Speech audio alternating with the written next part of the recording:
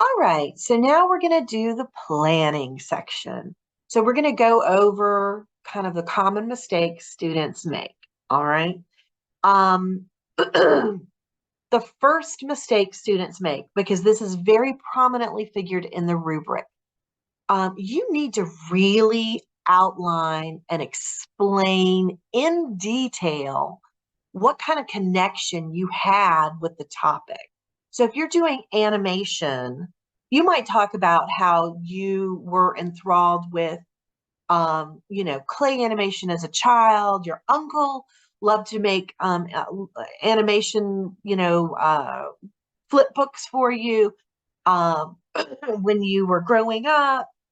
You've always had a passion for this. You would always do, draw animation in art, whatever it is, whether it's crocheting, whether it's recipes, whether it's cooking, whether it's, anything to do with your project, you need to go ahead and have a very clear line of interest that you can trace and talk about.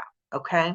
So many students are like, I really like animation. So that's what I wrote about.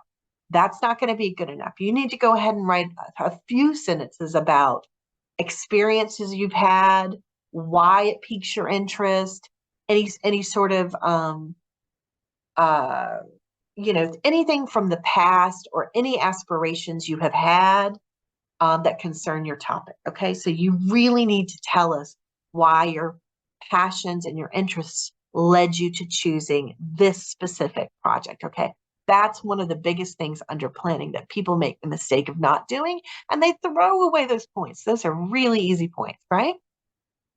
Your learning goal. I even have students who make a subsection called learning goal, and they still don't tell us what you want to learn. You have to tell us what you want to learn. Many of you chose 2 to 3 learning goals, okay? So you need to go ahead and spell that out. What do you want to learn by the end of this project? Maybe it's a technique or a skill. Maybe it's just more, you want more knowledge about something. Maybe it's that you want to understand what the experience of doing something is like. So you're going to have to spell out your learning goal and make sure that you just say it. Use the word learning goal or learning goals. Say those words. And you're going to tell us what you want to learn by the end of all of this. All right. You have to tell us what your product will be. Remember, at the end, you have to have something to show for it. You should have achieved something, made something, created something. Um, you can't just say, I learned a lot about this. That was your learning goal. I need to, at the end, you should have, if you just learn stuff and research stuff, then it should be a research paper or a PowerPoint or a website that you created to show to a certain audience. Okay.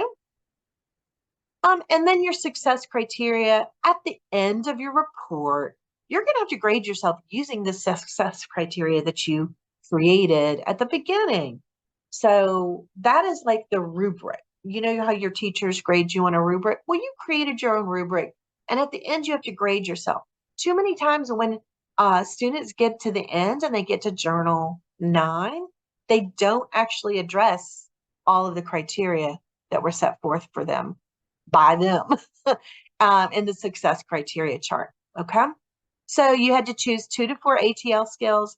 Again, I'm going to re-emphasize this. Those ATL skills need to be in the planning section, the applying skills section, and the reflection section. Okay. And then last but not least, an action plan. This is spelled out in the rubric big time. A detailed action plan. The student the student had a detailed action plan.